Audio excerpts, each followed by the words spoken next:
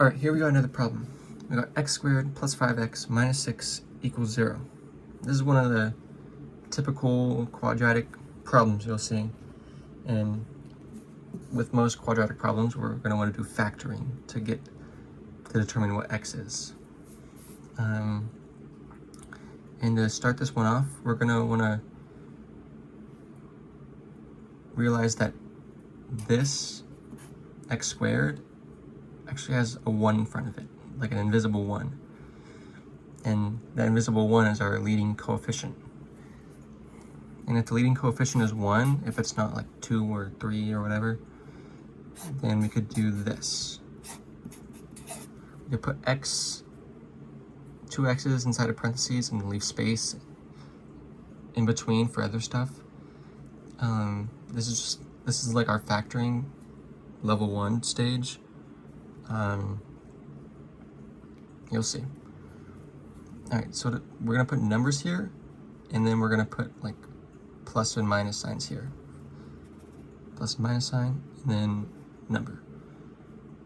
Like above it. I hope you get what I'm saying. And to find what numbers we put there, we're going to want to get stuff that multiplies to -6, but also adds to +5. And to figure out what numbers we use or even look at, we just want to take the factors of -6 alone as like a little side project. So this could be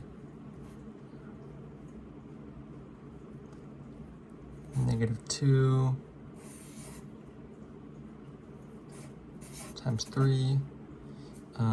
Also the opposite, I'm not going to write that though. Just imagine it, like 2 times -3. And then the next, and I think only remaining factor is 6 times -1.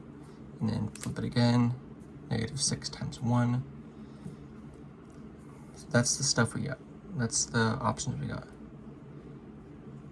And we gotta find which one, remember, we gotta find which one multiplies to -6 and adds to +5. If we look at this one down here, 3 times -2 is -6, but 3 plus -2 is 1. It's not 5. And let's look at this one. And it's gonna be the same way if we flip it. Like it's gonna be wrong. Like if we do -3 and then +2, I already know that's gonna be wrong. Here we got 6 and -1. And 6 times -1 is -6. And 6 plus -1 is 5. So those are the numbers we put in. 6, 1, and then you put the positive, negative, and that's our factored out form of this quadratic. Now to find what does x equal, we just want to make this left side of the equation equal 0, so it like aligns with this. And to do that, we could just make these individual multipliers, or like the stuff inside the parentheses equal 0, since that 0 will multiply whatever this is and make it go all to 0. And cha-ching. So let's look at x plus 6 first. How do we make x plus 6 equal 0? Like what would you have to set x equal to? Okay. Well, obviously x would just be -6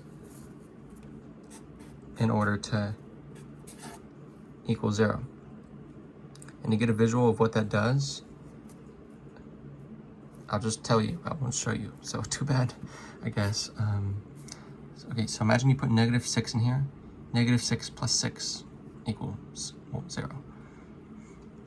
And then 0 times -6 minus 1, 0 times -7 equals 0. Since 0 times something is 0. So that one works. This is one of the answers. Now let's try the next parentheses thingy-majig. X minus 1. When does that equal 0? Well, it happens when 1 is equal to x. And just trust me, it works. Shabam.